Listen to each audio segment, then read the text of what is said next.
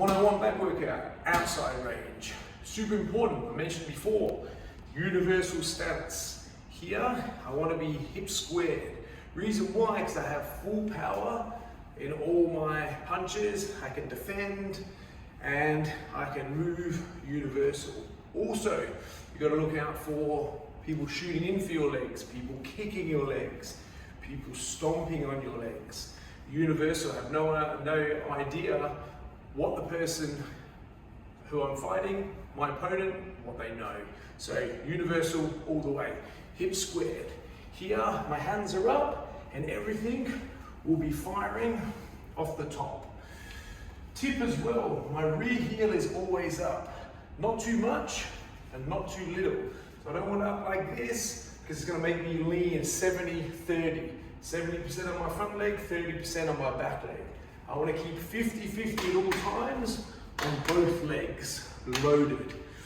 My rear heel, like a little wedge, not so high, this much.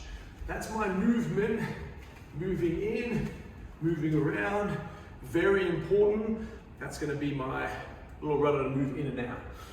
Okay, so from the outside here, my long range shots, straight punches, jab, cross.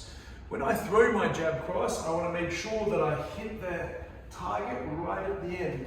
So I'm not here, short punching. And of course, I'm not here and missing. So my hands are up and I throw the jab. Then what we said before, it doesn't have to be hard. It wants to be 50% power because I want to be precise and I have to look after my hands, whether you got a glove on or a glove off, and especially when you have no glove on. So I'm here, jab, jab, cross. My jab, I stick it out here.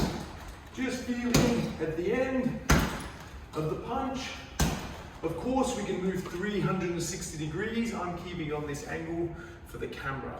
Okay, so I have my jab, half the cheekbone, I throw my jab. Making sure I don't lean in. A major rule is my head must stay inside my hips at all times. Here.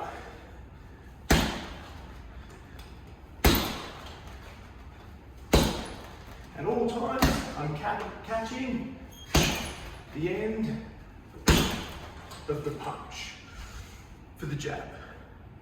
The cross. Here, I'm going to open my hip. I'm always going to step open. I think of a clock, 12 o'clock, 10 o'clock, 11 o'clock, 9 o'clock.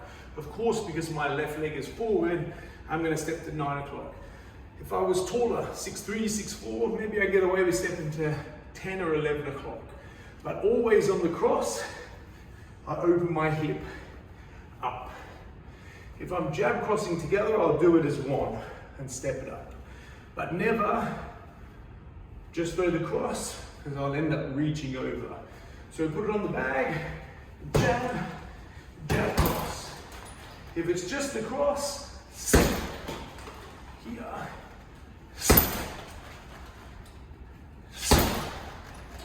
cool, jab, cross together, and I open my hip.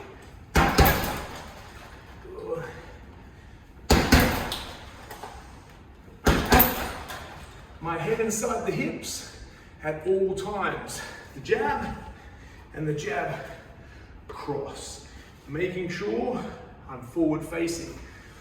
When the bag starts to move, don't stop the bag and then reset. You don't want to do that to a human being. So if the bag moves, I can picture that as the bag, the person moving towards me. I can catch them in, I can catch them coming in as the bag's moving. Make sure you don't stop the bag. One more stroke from the outside. Of course there's others, overhands. I don't like to throw hooks from the outside range. Why? Because when I hit, I end up hitting with my knuckles, the top of my knuckles of my fingers. It's not my hand. It's going to be a bad angle. I also don't like to turn the knuckle over because of the wrist. So from the outside range, along with my jab cross, is a But the slap is off the lead leg. Here, not off the rear, it's gonna have to come too far. So off the lead, boom, slap. So putting it together, we have a jab cross, we have a jab cross, and I can mix those up. And jab, slap, jab. Jab, cross, slap, cross. Jab, jab, slap, cross. You get the idea? You can mix it up as much as you want. But remember, picture this bag is going to be hitting back. So my hands are always up, moving 360 degrees, and keeping that range for the outside range.